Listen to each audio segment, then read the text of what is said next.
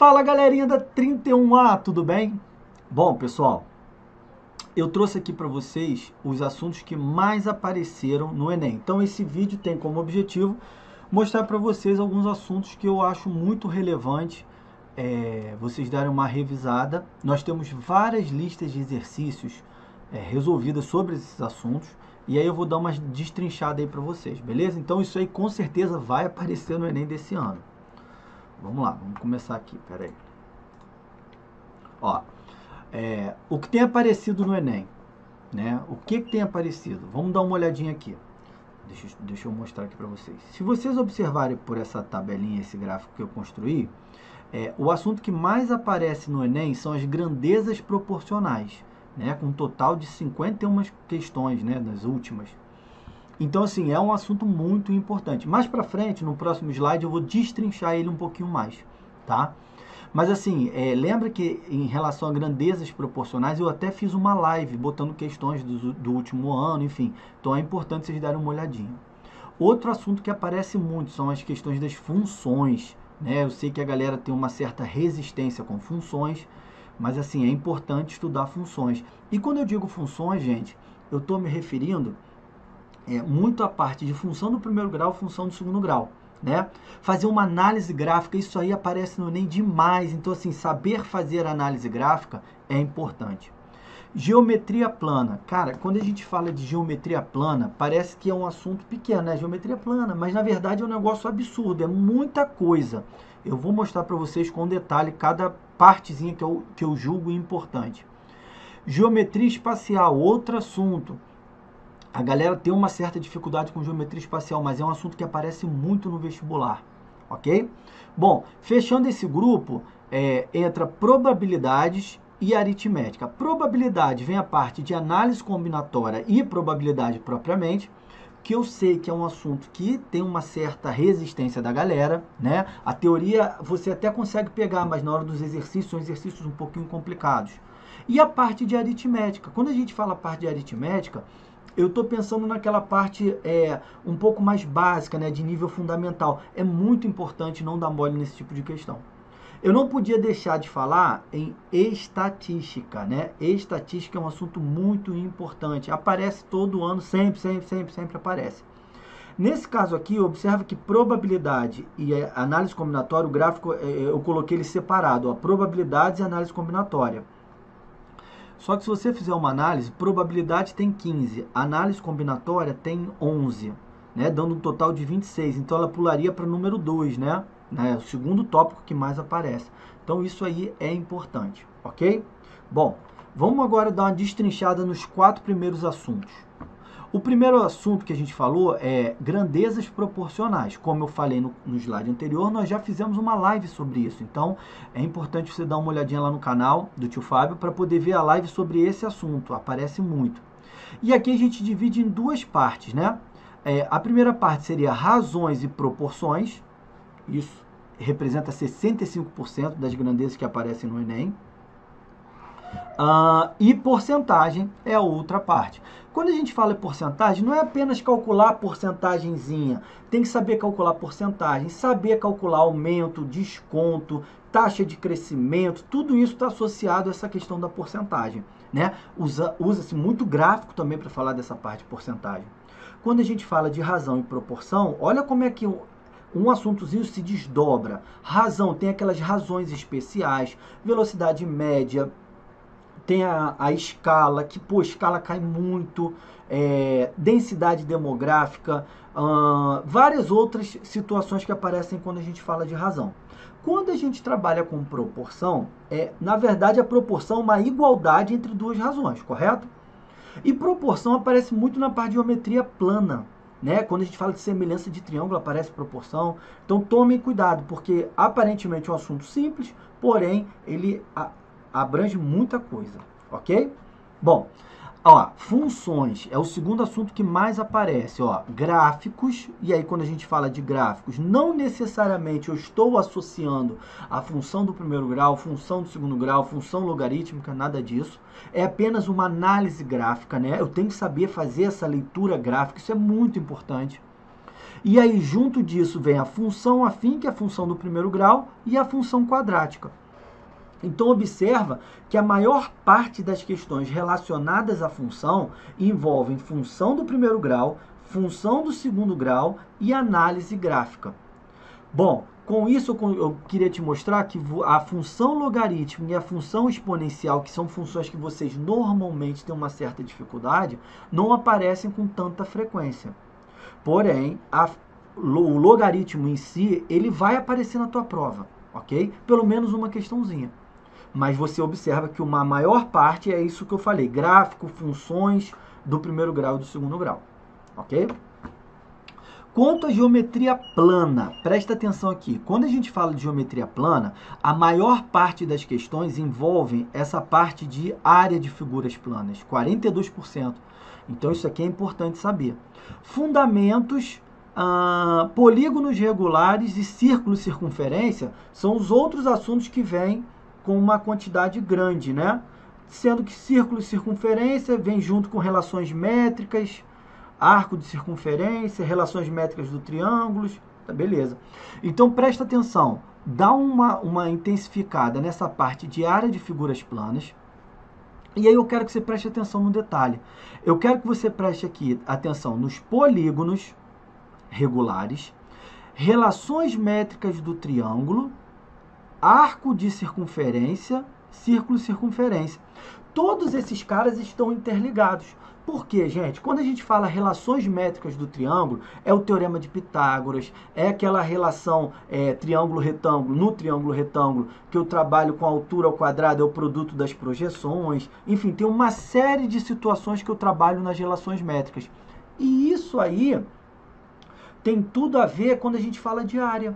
Porque às vezes a área da figura, ela não vai vir dada de graça para você, né? Vai ter toda uma situação em que você vai ter que fazer cálculos e provavelmente vai cair nessas relações, ok? Então tomem cuidado com isso. Quando ele fala fundamentos, é aquela ideia inicial de ponto, reta, plano, trabalhar com a questão dos elementos de um triângulo, de um polígono qualquer. Então isso também é um assunto importante. Círculo e circunferência é importante saber, porque sempre tem uma questãozinha até envolvendo área, que o cara fala do círculo, fala da circunferência para você trabalhar. Lembrando que círculo é a região de dentro, né? Ó, tá aqui, ó, bem bonitinho. Essa parte é o círculo e a linha que envolve a circunferência. E aí, se eu estou falando do círculo, eu consigo achar a área do círculo, que é dado por πr ao quadrado. Se eu falo da circunferência, é a linha que envolve, então é o comprimento da circunferência, que é 2πr, ok? E os polígonos regulares. Tem que tomar um cuidado danado com polígonos regulares. A característica do polígono regular é que ele é equilátero e equiângulo. Tá? Equilátero, todos os lados iguais. Equiângulo, tem todos os ângulos internos iguais. E aí existe uma série de formulazinhas para trabalhar com os polígonos. Nós já vimos isso, tem lista de exercícios sobre isso, ok? Então tomem cuidado na hora que a gente estiver falando sobre geometria plana. Bom, junto disso vem a geometria espacial. E aí, galera, a geometria espacial aparece muito a geometria plana. Como assim, tio Fábio? Quando a gente trabalha com volume, trabalha com área da base, área lateral, tudo isso está associado à nossa geometria plana. Então, esses dois assuntos se conectam, né? E aí, observa que a maior parte que aparece é prisma. Prisma é o assunto que mais aparece. Lembra que o prisma ele é formado por dois polígonos paralelos, ok? E a lateral dele é formado por quadriláteros. Aí vem, junto disso, cilindro, cone um pouquinho menos, pirâmide, são assuntos que você precisa saber. Ó, aqui não tem muito, né? Mas eu colocaria também a esfera, eu estou chutando a esfera para esse ano, tá? Então, esfera é um assunto importante. Coloca também isso aí no teu estudo, tá bom? Reta e plano são as propriedades das retas e dos planos. E superfícies poliédricas. Aqui, galera, eu poderia falar daquela relação de Euler, né? Também é um assunto legal. Relação de Euler. Importante também você dar uma estudadinha nisso. Temos listas de exercícios sobre isso, ok? E aí a gente fecha os 4 principais assuntos. O que eu quis fazer aqui para vocês? Eu quis dar uma esmiuçada em cada um dos assuntos e dizer para vocês o que eu acho que é importante estudar. Então, por exemplo, nessas grandezas proporcionais, você não precisa ficar desesperado, porque a live que o tio fez no canal tem muito sobre isso aqui, né? E aí aqui tem divisão proporcional. Ano passado caiu uma questão sobre isso, ó, divisão proporcional. Razões e proporções, isso também caiu. Razões especiais, tudo isso aqui, galera, são assuntos que apareceram na prova do ano passado. Então tome cuidado, observa que eu destaquei aqui a escala. Grandezas diretamente proporcionais e inversamente proporcionais, isso você tem que saber enxergar na questão. Isso é assunto certo e é um ponto em que a galera tem grandes dificuldades, ok? Beleza. Quando a gente fala de funções, ó, análise de gráfico é tomar cuidado com a leitura, né? Tem que estar com a cabeça boa para fazer uma leitura boa. Função do primeiro grau e função do segundo grau. Aqui eu quis destacar tudo que eu acho que é relevante para você mandar bem em função do primeiro grau. Primeiro, são os elementos, né? Saber identificar os elementos, né? O coeficiente angular, o coeficiente linear, o tipo de reta, enfim. O zero da função, né? Também é importante saber identificar. Semelhança de triângulo. Aí, Léo, semelhança de triângulo. Mostrando para vocês que quando a gente fala de uma função do primeiro grau, vou dar uma desenhada aqui rapidinho, galera. Ó, tem uma função do primeiro grau aqui, ó. Calma aí. Ó, fiz aqui uma reta, bem tosquinha. Eu tenho aqui, por exemplo, se eu tenho um par ordenado aqui dela, olha a semelhança que aparece aqui. Eu posso fazer a semelhança desse triângulo com esse triângulo ou com um triângulo grandão. Todos esses 3 triângulos são triângulos semelhantes, tá vendo? E dali eu tiro uma relação. Mas isso acontece na função do primeiro grau porque o crescimento ou decrescimento da função do primeiro grau é constante. Ok? Ela cresce de forma proporcional ou decresce de forma proporcional. Então a semelhança vai acontecer. Então toma cuidado com isso aqui. Outro ponto importante é a lei de formação. Gente, a lei de formação é um cuidado que você tem que ter, que é nada mais, nada menos do que da função do primeiro grau, trabalhar com y igual a ax mais b. Descobrir o valor do a e o valor do b. Né? E aí as maneiras que a gente tem para fazer isso na função do primeiro grau é pensando no sistema, né? Achando pares ordenados e jogando no sistema, ou usando aquela do X-Men, né? Do Wolverine, que usa matriz. Então é uma sacada. Função do segundo grau, galera, eu vou trabalhar com as mesmas situações da função do primeiro grau, dando um cuidado absurdo para o ponto de máximo e ponto de mínimo, né? Por quê, galera? Quando eu tenho uma parábola, a parábola ou ela tem assim, ou ela é desse formato, ou é desse formato. Então você precisa lembrar que quando tem esse ponto aqui, ó, esse ponto que eu estou marcando é o ponto de máximo. É o ponto mais alto que a parábola vai chegar. E esse ponto aqui é o ponto de mínimo. É o ponto mais baixo que a parábola vai chegar. Então cuidado com isso. E esse cara é o vértice da parábola. Ele é especial pra caramba, porque ele tem... ele é um par ordenado xv e yv. E ele possui uma fórmula. Lembra qual é a fórmula? Do x do vértice, menos b sobre 2a. E do y do vértice, menos delta sobre 4a. Lembra disso? Então toma cuidado. Vamos lá, pessoal. Vamos continuar. Outro ponto é geometria plana. Como eu falei para vocês, ó, os tópicos mais importantes. Área de figura plana, polígonos regulares, círculo e circunferência. Não esqueçam de dar uma atenção especial à semelhança de triângulo, as relações métricas, a parte de trigonometria, seno, cosseno e tangente. Cuidado, que isso também é importante, ok? E chegamos na geometria espacial. Então, tudo que eu vou colocar para vocês funciona tanto para o prisma, cone, cilindro, esfera e pirâmide. É importante saber esses elementos. Ok? Bom, primeiro, planificar é abrir aquele sólido geométrico, ok? Isso é importante.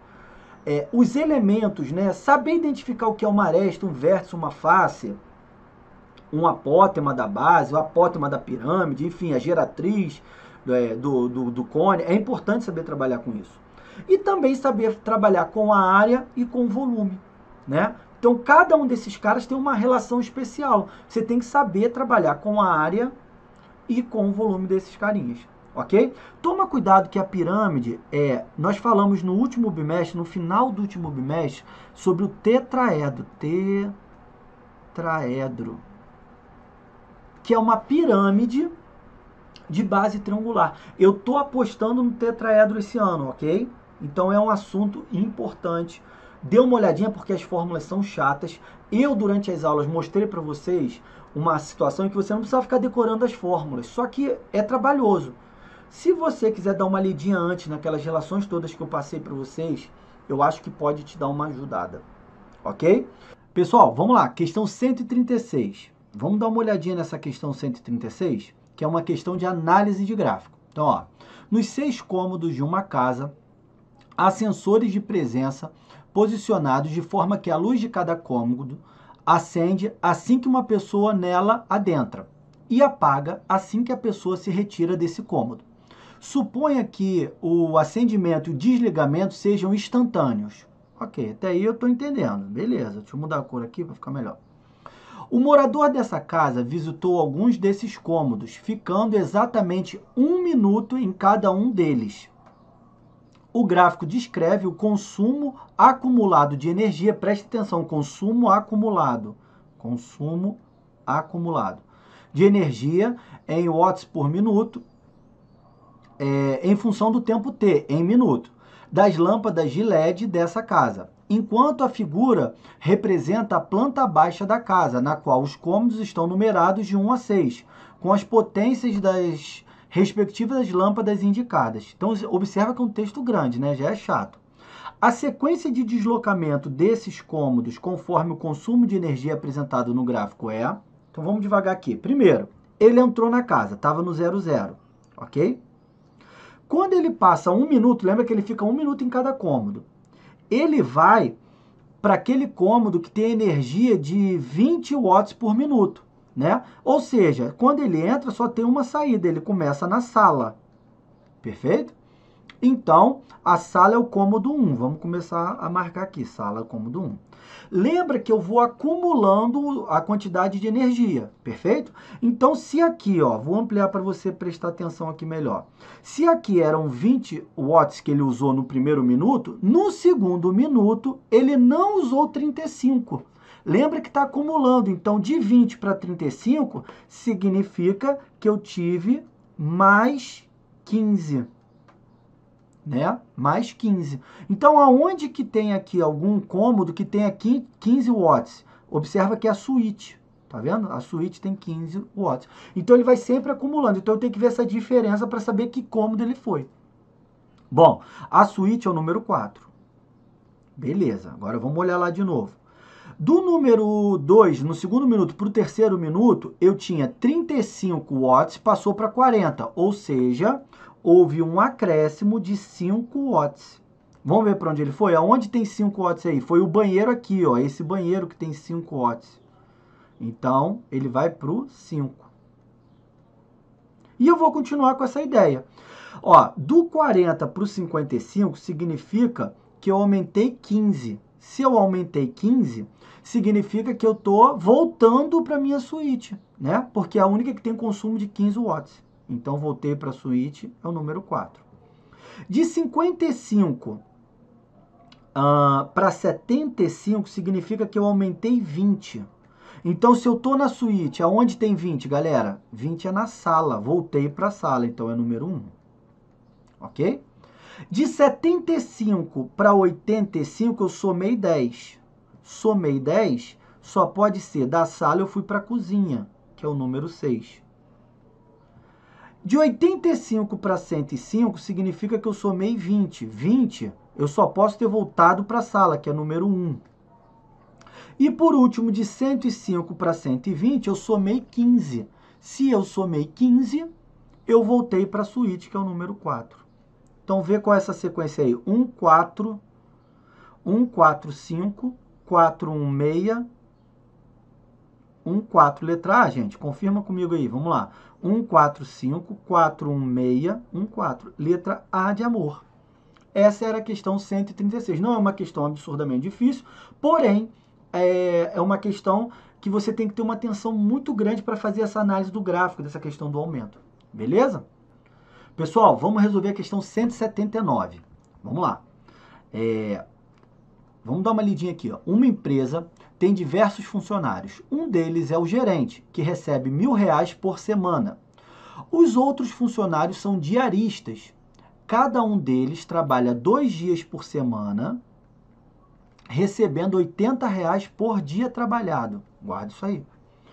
Chamando de X a quantidade total de funcionários da empresa, a quantidade Y em reais que esta empresa gasta semanalmente para pagar seus funcionários é expressa por... Então, Y representa a quantidade que ele gasta. Lembra comigo aqui, ele falou que X é o total de funcionários. Não é isso? E ele disse que um funcionário é o gerente, que ganha R$1.000. Então, ele gasta por semana R$1.000 vezes 1, que é o tal funcionário que é gerente. Quantos funcionários não são gerentes? Vocês concordam comigo que é o total X, que é o total de funcionários, menos 1? Essa é a quantidade de funcionários que não são gerentes, perfeito? Mas eles recebem R$80 por dia e cada dia é R$80 e eles ganham trabalhando 2 vezes na semana, então vezes 2. Então essa é a expressão que representa o gasto semanal. Se liga aqui na missão. R$1.000 é o valor pago para o gerente. R$80 é o valor da diária dos funcionários que não são gerentes, só que eles trabalham 2 dias, por isso vezes 2. E esse X menos 1 é a quantidade de funcionários excluindo o gerente. Fechou? Agora é só fazer a continha. Ó, 1.000 vezes 1 é o famoso 1.000, mais 80 vezes 2, 160, que multiplica X menos 1. Ó, esse 160 eu vou distribuir, então vai ficar assim, ó, Y igual a 1.000 mais 160 vezes X, 160X, menos 160 vezes 1, quanto? Muito bem, 160. Então, Y vai ser, se liga, 160X, e esse 1.000 que eu diminuo de 160. 1.000 menos 160 é o famoso 840. Então, essa é a expressão que ele queria.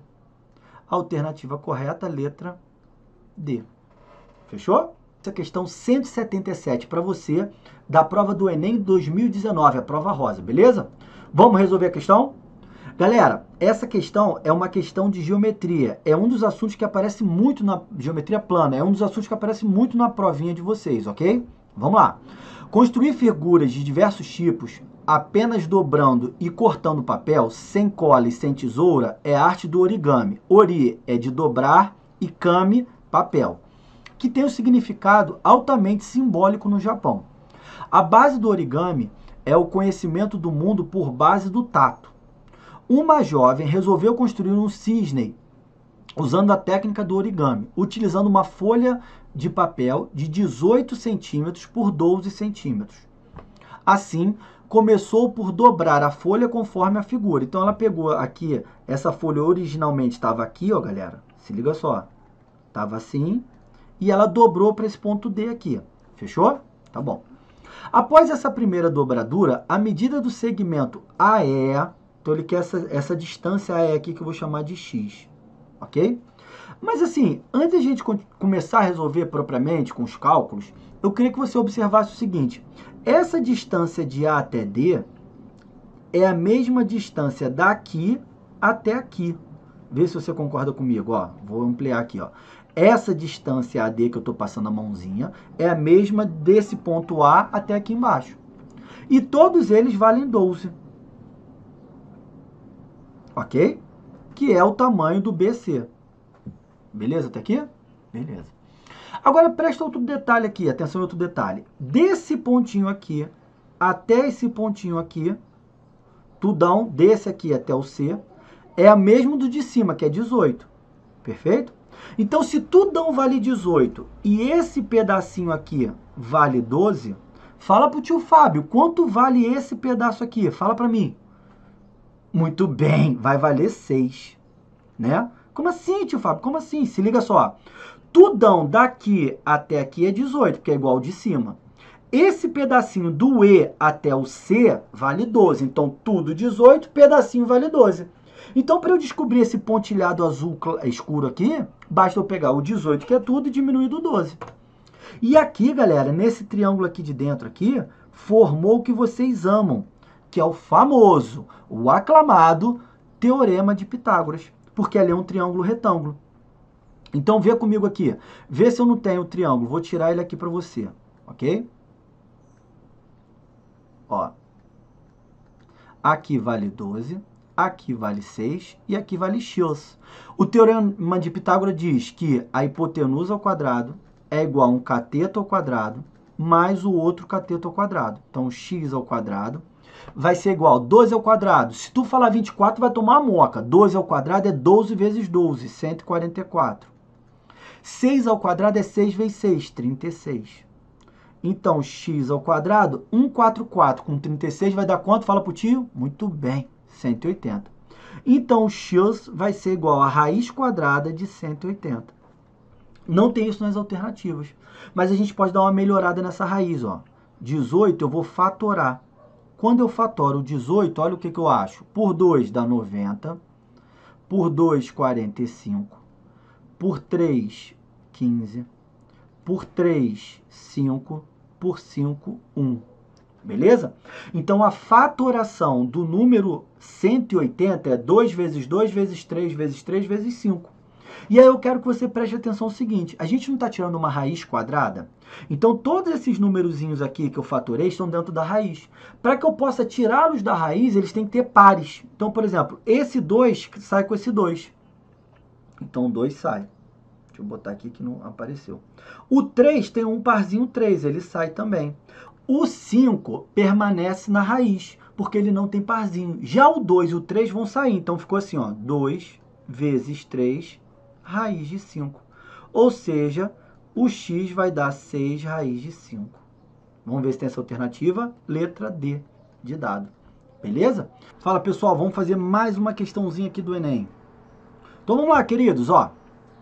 Um mestre de obra deseja fazer uma laje com espessura de 5 centímetros, utilizando concreto usinado, conforme as dimensões do projeto dadas na figura.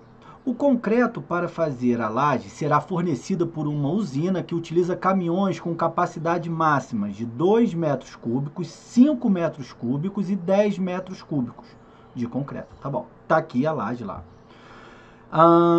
Qual a menor quantidade de caminhões utilizados, suas capacidades máximas, que o mestre de obra deverá pedir à usina de concreto para fazer a laje? Então, primeira coisa, eu preciso saber quanto de laje, quantos metros cúbicos eu vou usar.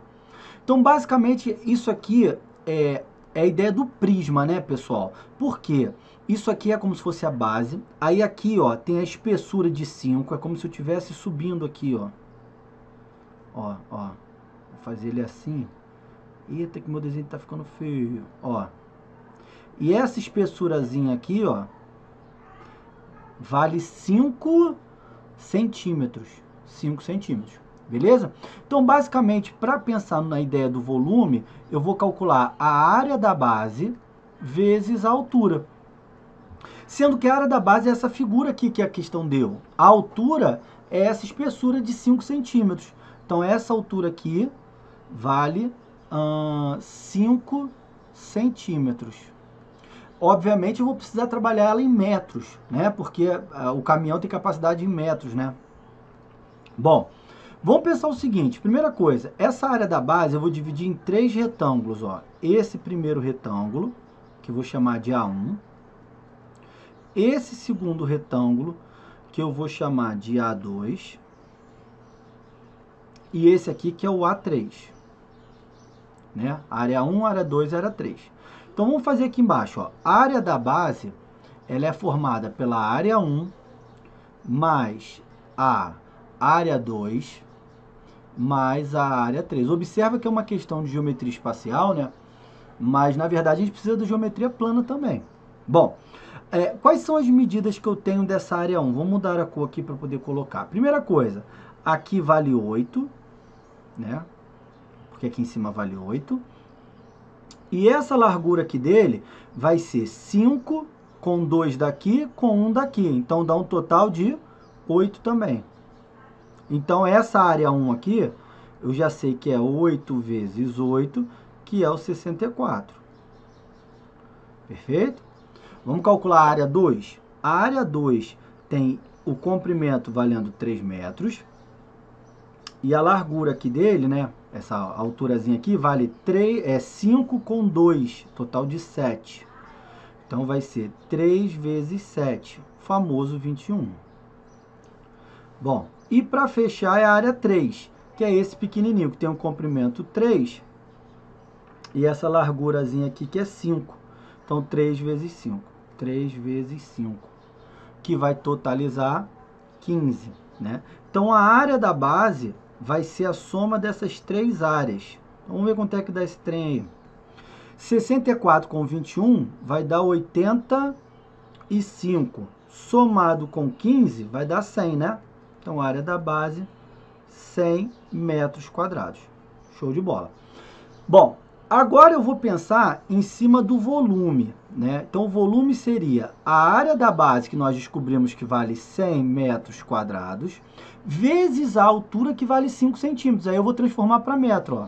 Metro, decímetro, centímetro. De centímetro para metro, eu divido por 10 e divido por 10. Então, eu divido por 100. Se eu divido esse cara aqui por 100, eu chego em 0,05 metros.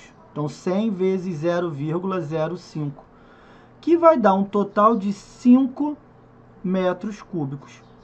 Esse aqui é o volume, né, que a gente vai ter para fazer essa laje. Aí ele fala o seguinte, nós achamos 5 metros cúbicos, perfeito? Tá, ele fala com a menor quantidade de caminhões.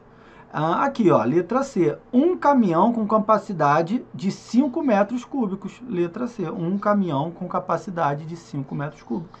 Fechou a questão, beleza? Então, presta atenção que é uma questão de geometria espacial, mas envolve a ideia da geometria plana. Perfeito? Bom, pessoal, vamos fazer mais uma questãozinha aqui. A questão do Enem 171, né, da prova de 2019, uma questão que fala de estatística. Pessoal, a questão da estatística é um assunto muito importante nas provas do Enem, né? Aparece muito, muito, muito. É uma das áreas de conhecimento. Então é importante a gente trabalhar com estatística. Vamos dar uma lida na questão? O preparador físico de um time de basquete dispõe de um plantel de 20 jogadores, com média de altura igual a 1,80. Vamos devagar aqui, até aqui vamos dar uma interpretada. Quando ele diz que a média é 1,80, não significa que todos eles têm 1,80. É quando eu somo todas as alturas e divido pela quantidade de jogadores, eu chego numa média de 1,80 m. Fechou? Beleza. Fábio, mas pode acontecer de todos terem 1,80? Pode, mas isso não é uma regra. Em média, eles têm 1,80. No último treino, antes da estreia em um campeonato, um dos jogadores desfalcou o time em razão de uma séria contusão, forçando o técnico a contratar outro jogador para recompor o grupo. Se o novo jogador é 0,20 metros mais baixo que o anterior, qual é a média de altura em metros do novo grupo? Então, tinham 20 pessoas, a média era 1,80. Saiu um jogador e entrou outro que é 0,20 metros menor do que saiu. E aí ele quer saber qual é a nova média. Bom, antes de a gente resolver a questão, vamos dar uma ideia aqui. A ideia de média aritmética, quando a gente fala de média aritmética, é a soma dos elementos, soma dos elementos, não é isso? Dividido pela quantidade. Perfeito? Essa é a ideia de média aritmética. Só que eu posso representar a média também de uma maneira muito prática, que é isso aqui, ó, SN dividido por n. Sn é a soma dos n elementos dividido por n, que é a quantidade.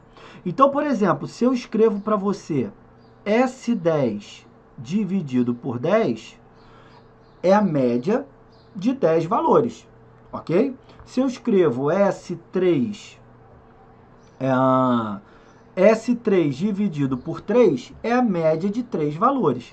Isso aqui poderia estar escrito assim também, presta atenção, ó. A mais B mais C dividido por 3, ok? Da mesma forma que esse S10, eu poderia listar 10 elementos somando dividido por 10. Só que fica uma quantidade grande. Então, essa nomenclatura aqui, Sn dividido por n, é importante que vocês tenham, tá bom? Vamos agora para a questão? Vamos resolver a questão. Olha o que ele fala. Ele falou que a média dos 20 jogadores é 1,80. Então, eu vou escrever que S20 dividido por 20, isso aqui vai dar 1,80. Perfeito? Só que esse 20 está dividindo. Ele pode vir para cá multiplicando. Então, eu vou escrever que S20 nada mais, nada menos do que 20 vezes 1,8. E daqui eu tiro que o S20 vai ser 18 vezes 2, 36 metros. Ou seja, a soma das alturas dos 20 jogadores vai dar um total de 36 metros. Guarda essa informação. Aí, vamos lembrar o seguinte, ele disse na questão que saiu um jogador e entrou outro. Então, esse S20, olha como eu vou escrevê-lo. Eu vou escrever S19 mais X, que vai dar 36. Eita, Fábio, o que é isso que você acabou de escrever? S19 é a soma de 19 alturas de jogadores. Com esse xzinho, daria o S20. Então, eu só estou reescrevendo esse S20 aqui. Esse S20 é o S19, soma de 19 alturas, com aquele carinha que saiu, que daria o 20º. Perfeito? Só que ele disse na questão que esse carinha que saiu, que eu estou marcando de azulzinho, entrou outro, que a altura é 0,20 metros a menos. Então, presta atenção, olha o que ele quer. Ele quer o seguinte, eu quero calcular a média, eu não sei quanto é isso, eu sei que são 20 pessoas. Quando eu pego esses 20 atletas, tiro o atleta X e coloco um outro que é 0,20 metros menor. Ou seja, eu quero saber a média do S19. E esse carinha que eu coloquei entre aspas, eu tiro ele e coloco um que é 0,20 metros menor, ou seja, x menos 0,20. Olha lá. Eu quero saber a nova média, a média disso aqui que eu estou representando para você. Só que você já sabe que esse cara aqui, ó, esse carinha aqui, ó, a questão a gente desenvolveu, deu 36. Então agora ficou fácil, porque agora eu fiquei com o seguinte, ó. 36 menos 0,2 dividido por 20. Isso vai gerar a nova média. Isso aqui vai ser 35,8 dividido por 20, não é isso? Que é a mesma coisa, ó, anda a casinha, um nívelzinho para a esquerda. 3,58 dividido por 2, que é a mesma coisa que 1, aí aqui vai dar 7,189. 1,79. 1,79, letra C. Presta atenção na maldade. Qual foi o raciocínio que eu tive aqui para fazer essa questão, pessoal? Se liga só. Primeiro eu calculei a soma dos 20, né? A altura dos 20 atletas. E reescrevi o S20 dessa maneira. S19 mais o cara que vai sair. Só que esse cara que vai sair, vai entrar outro no lugar dele, que é 0,2 metros menor. Então, eu fiz isso aqui, ó. São os caras, os 19, mais o cara que vai entrar, que é 0,2 metros menor. E aí, pessoal, esse S19 é a soma dos 19, a altura dos 19 atletas, e esse X menos 0,2 é a altura desse cara novo que a gente entrou.